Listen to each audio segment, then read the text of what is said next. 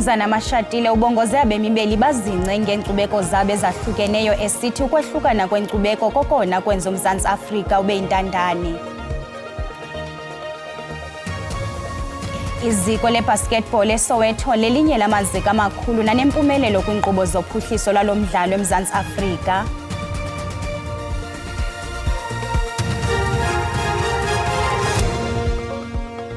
Bhotani Mzikantu uyabulisa uMamthembu Qhudeni Mvelasungoza ngolusuku lwamagugu nenkcubeko. Singoqala zive belijelo siyathemba ukuba nilonwabelo olusuku. Singaphosanga maseko masinirhabulise kwibhekile yasemini nje.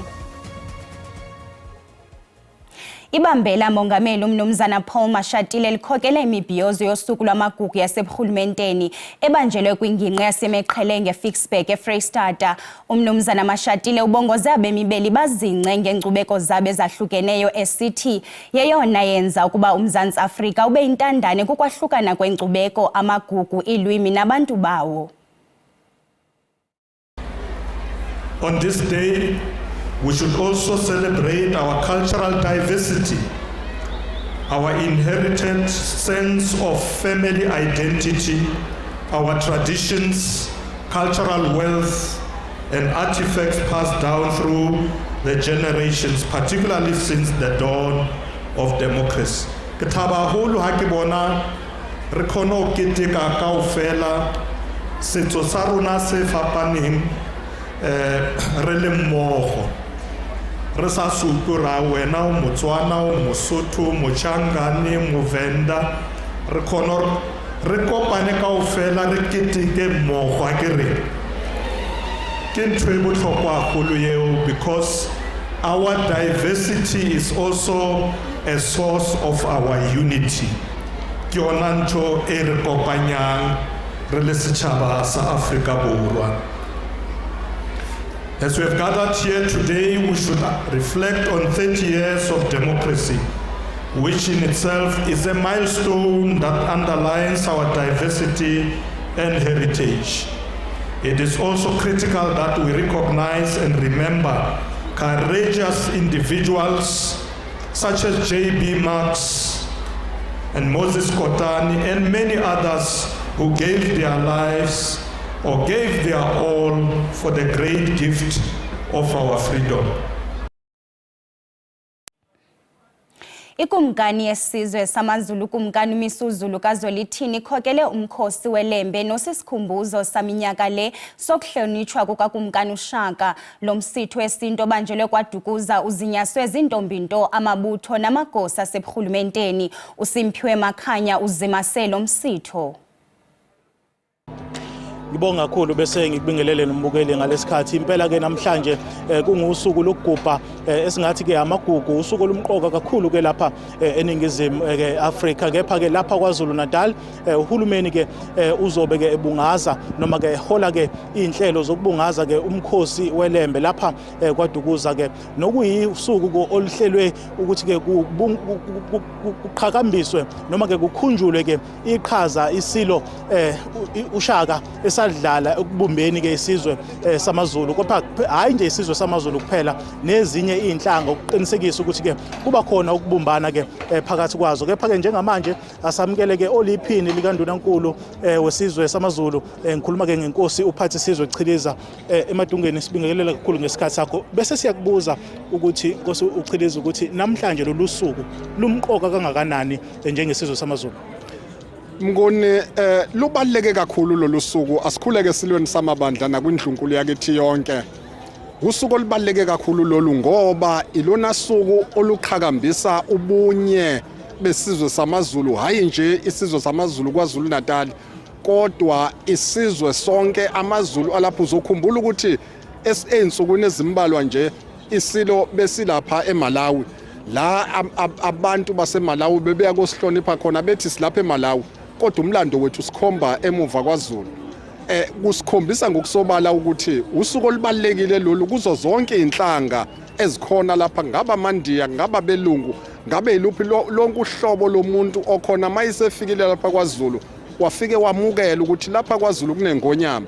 Kubalekile ukuthi abantu bahlangane babe munye babumbane, ngoba lokho kwenza ukuthi kube nesizukulwane esiqondayo ngamasiko namagugu aso. Usuku olubaleke kakhulu lolu lusukele emuva ngesikhathi lisabizwa ngeShaka's Day. Kuthe makufika uhulumeni wentando yeningi kwavunyelwana ukuthi zonke inhlanga ziyavuma ukuthi lapha kwaZulu singaphansi kwengonyama.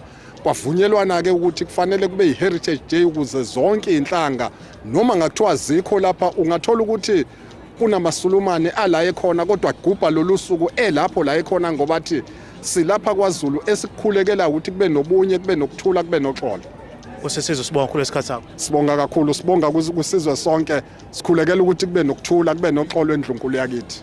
Kosisizwe ke uphathi isizwe Chiliza ke lo obekhuluma ke nathi kafushane nje balula ukumqoka kosuku ke lo namhlanje. Siyazi ke ukuthi isilo esisesihlalweni njengamanje uMisuzulu kaZwelithini uyena ozokwethula inkulumo ke yosuku kulombungazo walapha namhlanje kwaDukuza. Sibusele intambo konegoli. Ngabantu abalishumi abazimanye ngeqhina lomtshato kumtshato wesininzi obanjelwe kwifama yeti iMagwathi Estate elusikisiki eMpuma Koloni. Le ngxikela yomsitho uthando lwamampondo ijolise eqaqambiseni imbaluleko yosapho, ubumbano, amasiko nezithethe sesizwe samampondo. Ikwaliphule elijolise ekusiphuleni nengcambu impatho gadala lesekelezelwe kwisini. Abatshati nabatshatigazi bawonwabele lo msitho yaye batsala umdla ngakumbi kubantu bebehambile lo mnyhadala. Lo msitho seluqhuba minyaka le awujonganga kuphela ekutshatiseni abo bathandanayo kodwa ukwakhuthaza uqoqosho nezokhenketho ngakumbi kummandla wasekunxumeni emapondweni. Sithi phansi ukuhlukunyezwa kwabantu abangomama nabantwana. At the same time si-invite ezinye izizwe sithi mazike zize zizobona ubuhle bamampondo, sizobona indlela esibaphatha ngayo abanye abantu. Abatshati nabatshatigazi balonwabele usuku. Yo, I'm very overwhelmed. Yo, I'm over the moon. I'm feeling nice. Yo, ndonwabe kakhulu, ndonwabe ndiyimincila ndazi noba ndingathini. Lo msitho obonakalisa inkcubeko, amasiko nezithethe nesinxibo sakwantu, imijuxuzo ehambelana nenkolelo yesizwe samampondo beqhubeka kulonwabo ngelixa bambi abantu befumana ithuba lokuba bathengise izinto abazivelisa ngokwabo. Bendilapha kunyaka ophelileyo. It was a beautiful event. Kuchata couples eziyi-5. We're here again kulo nyaka sizotshatisa again. Even if ingaphindi buye again next year, we'll still be here. Mna ndenza ipottery kakhulu. Ndiyabatrainer for ceramic, how to paint, how to use clay. Ukuqinisekisa iziseko sasemakhaya kunye nokufundisa abantu ngendlela yokuziphatha nokulwisana nodushe osingisele kwabasetyhini zizinto ezingundoqo ezifuna ukufakelwa ingqwalasela eyodwa. Silapha kule estate ekuthiwa kuseMagwa iyapromotwa yazi uba yinto ekhoyo iMagwa Falls nezinye indawo ezokonwabisa abantu. Namhlanje abantu balapha bonwabile nathi siyayixhasa ke singurhulumente uqinisekisa uba siyayipromota le ndawo kukhulu uqoqosho lwendawo sikuyo. Le nto isithatha isikhumbuze imvelaphi yethu isinikeze ukuba sizidle ngobuntu bethu. Le nto ithi umntu ngumntu ngabantu siyibona apha namhlanje. Abakhenkethi baxalathelene apha imitshato emihlanu bekwajongeni nokuhambela iMagwathi Estate kunye neengxangxasi zaseMagwa. Inkululeko Nyembezi weendaba ze-SABC elusikisiki.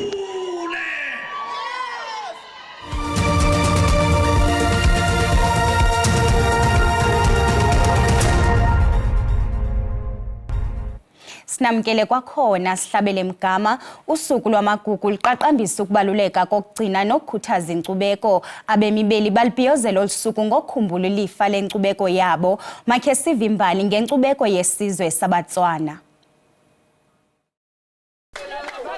AbaTswana bazwana ngesinxibo sabo esikhethekileyo noncutha umazangwa womculo wabo. Esi sesinye sezizwe zemveli kwiAfrika esemazantsi nesinabantu abaqikelelwa kwizigidi ezisixhenxe eMzantsi Afrika naseBotswana. Ezinye iingcali zembali zithi esizwe sisuka kumbindi nakwimpuma elizwekazi eAfrika zesafudukela kumazantsi elizwekazi eAfrika kwiminyaka yo-1300 no-1500. Enye indlu enkulu kwisizwe sabaTswana yindlu etyebe sisimbiwa barhatla barhafela eMoroleng ngasePilanesberg eMntla-Ntshona. Sekumzuzu kule ndlu kruthwa ngobunkokheli. Nangona le ndlu inemingeni kodwa iyaqhuba nemibhiyozo yenyanga yamagugu eMoroleng. Bakhatla ba Khafela, offshoot from the major Bakhatla, which was once combined with other Bakhatla. We've got about 7 wings now of Bakhatla, who comes from one family. Unkosi Philane ucacisa ukuba kwenzeka ntoni ukuze lendlu iqhekeke kubini kubekho eyabakhatla bakhafela nebakhatla bakhamosetla. The younger brother was Khafela and the elder sister was Mosetla. So Khafela and Mosetla decided to part ways because the community, one were in favor of the lady taking over. Ngokunxengwa kwenkcubeko yabaTswana kodwa uKhafela umile kwelokuba soze ife inkcubeko yabo. We are the Bakhatlas, we are proud of being Bakhatlas, and we will die being Bakhatlas. Kululucha ukugcina nokuzidla ngenkcubeko yabaTswana liqhayiya kubo. I preserve my culture and indigenous knowledge by writing poems through poetry to make sure that it's not only about me, but the young ones who are coming behind us can know about this. I want us to teach our kids about those food because some of them, they tease the food, but they must know and understand that they are our food. We must embrace and love them. Isilumkiso kumlisela nomthinjana ukuba ungayijongela ezinzwaneni imvelaphi yalo. Ngwao e tshwantse go diragadiwa. We need to practice our heritage with the aim of teaching the younger generation, especially those who were born after the year 2000. Ulwimi lwemveli lubalekile ukuqubisana nemingeni efana nendlala nokuguquka kwemozulu. We can show how we can deal with issues of poverty, eradication of poverty, climate change. We can play a very important role, more climate change, because we use indigenous mitigation and adaptation strategies. Kulindeleke ukuba le mibhiyozo yamagugu nenkcubeko yethu iqhube yonke lenyanga kulo lonke eli.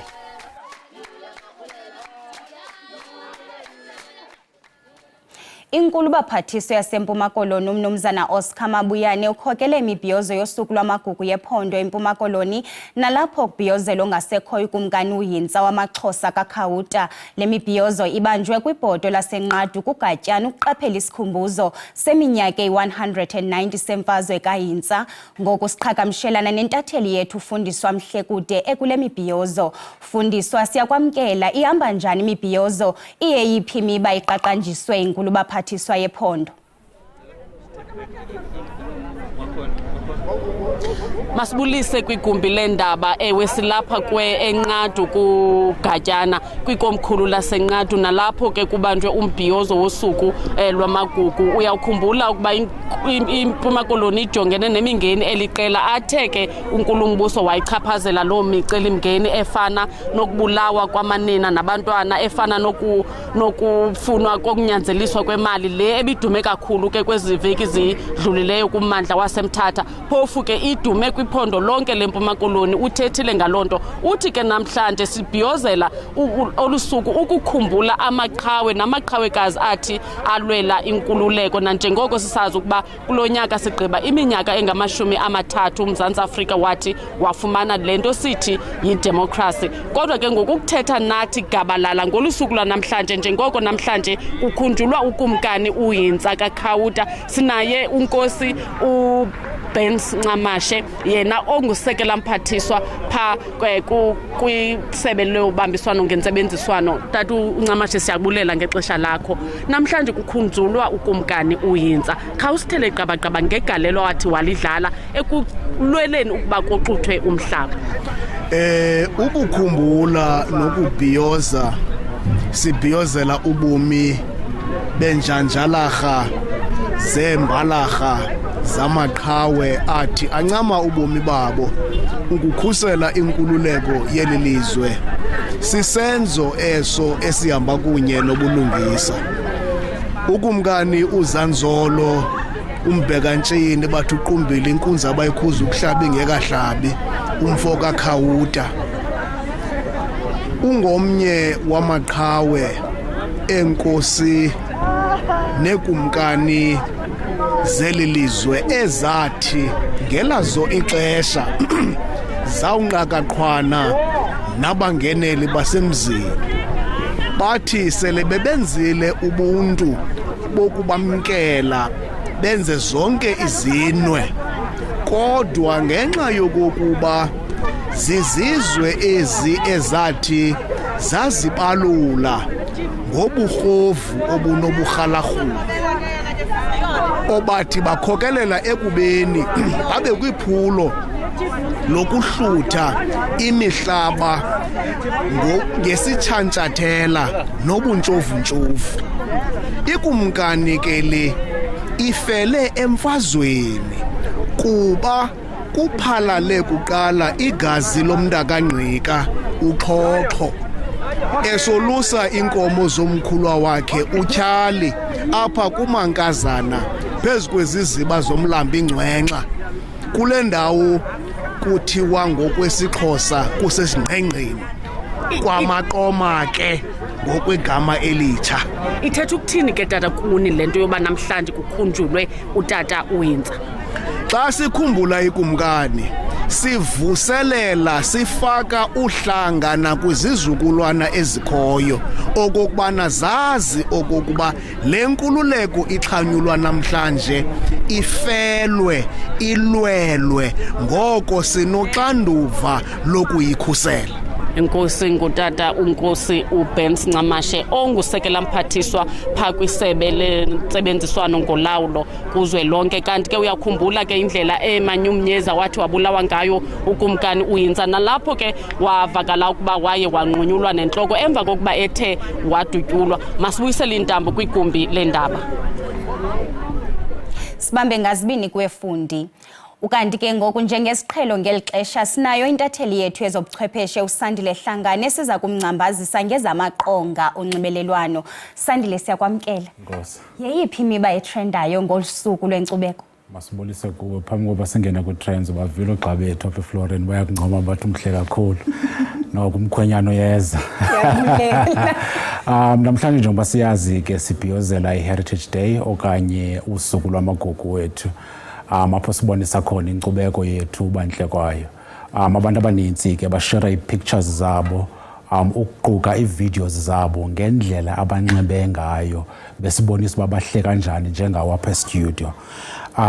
Inqaku lesibini ke okanye i-trend ephuma phambili okanye ihamba phambili yi-trend ye-petition esayinwa ngabantu abaku-social media. Le petition lena ithetha ngokokuba uGayton McKenzie njengo-Minister of Arts and Culture kumele athathe over njengo-Minister of Home Affairs, ngoba abantu abaninzi abasayina le petition bathi ayibonwabisi ke into yokokuba i-Home Affairs iphathwe ngale ndlela iphethwe ngayo yi-DA. Besitsho ke besithi ezinye zezinto abazikhalazelayo kule petition ukuba imithetho eintroduceayo i-DA kule form yeminister yabo ye-Home Affairs into efana ne-jobs. Bathi ke banexhala ukuba imisebenzi yabo equka imisebenzi ye-restaurant njengoba besibonile ukuthi kwenzeka ntoni kwi-restaurants izawuthanda ulahleka, nento ethi ke abemi bangaphandle bangena kungekho mthethweni. Zizinto abazikhalazelayo ke kule petition. Siyayazi ke into edibene ne-petition okanye i-hashtag ubungozi bayo siyibonile phaa kuMiss South Africa. Sizawukhumbula ne-hashtags ezidibene ne-data must fall. Kuye kube nzima ke i-South Africans xa ziye zadibana zanqinelana okanye zavumelana ngezi hashtags. Okokugqibela ke kwi-entertainment sawuyazi ke uBusta Rhymes ulapha eMzantsi Afrika ebeze kwi-DStv Delicious. Abantu abaninzi ke bavuyiswe kukuba uBusta Rhymes ethe wahamba waya kwezinye ze-restaurants esandini wakonwaba nabo, ngakumbi ke le ibonwabisileyo abantu base-South Africa ukuthi uye wahamba ke wabheka eSoweto apho aye wajayivela ke iingoma zamapiyano abazithanda kakhulu abemi boMzantsi Afrika. Sibambe ngazibini kwemqadi. Umbutho onganjonganga nzuzo imasivu ke community development ubhiyozela usuku lwamagugu ngokubandakanya ulutsha ngakumbi oluphuma kwiindawo ezingathathi ntweni kwezemidlalo. Eliphulo lijonge ukhuthaza ulutsha luzikhwebule kwiziyobisi nakwimikhwa ebafaka kwizehlo ezifana nesendawo yentselo yaseNyobeni apho kwatshabalala abantu abatsha bayi-21. uAbongile Yantyis ulandela elinqaku. Umsitho ojolise kulutsha apha eMonti Cebukuhle eGombo, nalapho ulutsha luze ngobuninzi babo uzodlala imidlalo eyahlukeneyo equka isoka iquka umbhoxo, iquka noogqaphu kuba sijongene kolu suku lwamagugu namafa. Kodwa ke sinayo umququzeleli welo msitho, umama uBabalwa Khwababa. Siyabulela kakhulu ngexesha lakho, siyabona kugcwele apha. Zintoni kanye injongo zenu ngalo msitho kumela nje? Okay, injongo zethu ngalo msilo unjena kufayitha indaba yabantwana abasebenzisa i-drugs, kufayitha indaba ye-teenage pregnancy kunye nokufayitha indaba ye-gender based violence and femicide kwi-community zethu. Lo msitho wanamhlanje uquka zonke aqala ku-under 11 years uyotsho kwi-under 18 years 19 years, into yokuba namhlanje instead okuba sibabone besezitratweni abantwana besenza izinto ezingalunganga, bedlala besitya iziyobisi besithini, saqonda masibaqokele sibenze busy ngalo mhla wenkcubeko yabantu besixhosa. Bazodlala ibhola ekhatywayo, isoka, bazodlala i-boxing kunye nemidlalo yethu yakudala esasesuka kudlala kuthiwa ngoogqaphu, oorubeka, zonke ezo ndidi, kubekho nabaxhentsayo nabadensayo, zonke izinto zenzekayo. So sifuna namhlanje ke sibafeke endaweni eyi-1 ke kuphele lento yabantwana abaya kwindaba endaweni ezirongo. Njengoba nanibonile komnye unyaka into embi yakhe yenzeka eNyobeni, apho abantwana abancinci ebesela indywala be-underage. So ngoku namhlanje asifuni mntana, nabazali bawulala namhlanje bonwabile because bayabaza abantwana bayo baze kule tournament yenziwa eMasivuke, sizobakhipha busy siyiMasivuke. Mama ngazo zosibini mama. Phumeza Khwababa ngumququzeleli walo msitho wanamhlanje, ningaxelela abantu baya ngongena apha kuyacaca uba beqale kwakusasa nangoku kusaqhutywa sizithathe izintambo sizibuyisele kuni eRhawutini. Ukanti kwezemidlalo, iziko lebasketball eSoweto lelinye lamaziko amakhulu nanempumelelo kwinkqubo zophuhliso lalo mdlalo eMzantsi Afrika. Umbono weliziko lixeleshe ukuba lelona likhulu kweli ze livelisa abadlali abakumgangatho wehlabathi. Ngokamanani ezona ndidi zinkulu zemidlalo eMzantsi Afrika, ibhola ekhatywayo, iqakamba, umbhoxo nebhola yomnyazi, nayo ibasketball izentweni. Iziko lebasketball eSoweto lasungulwa ngo-2013 nguMonwabisi Dlamini, lahluma ke lisuka kubantwana abasixhenxe nebala elinye de lafikelela kubantwana abaqabeleyo ku-350, linamaqela amahlanu. Apha eminyakeni le academy sele iphumelele inhlaninge yentshinga jikelele kweli. Baphumelele itumente iJozi Nuggets, ukhuphiswano lwePasika eMamelodi Easter Championships, kanti basanda kuphumelela iSt John's League kwizigaba ezine kwabangaphansi kweminyaka eyi-16 neyi-18. I stand here confidently saying that Soweto Basketball Academy is not just one of the best in the country, but I stand to be corrected to say that it actually is the best in the country.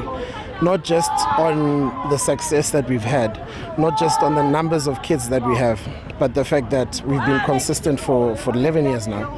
Eliziko limengo lutsha luphuma kwinhlaninge yezikolo zaseSoweto, kuquka iMorris Isaacson, iTlatlogeng neThubelihle High School. Uinami Nkosi Mnyele ngumfundi ka-grade 11 e-Ellen Glen High, ungomnye wabadlali ababalaseleyo. On this team, like the best team in Soweto, so I wanted to be one of the best since I was also the best performing player in my previous team. Eliziko lizingomba isifuba ngegalelo lalo kubantwana nakulutsha lwaseSoweto neziphaluka, lifuna ukuqinisekisa ukuba kwisikolo ngasinye uyafumaneka lo mdlalo ibasketball, likwajonge ukuphuhlisa ngezakhono ezidingekayo abaqeqeshi. Ningaphoswa zindaba zeSwati ngecala emva kweyesihlanu, siyabuya kwakhona ngentsimbi yesixhenxe. Kamnandi into zakuthi.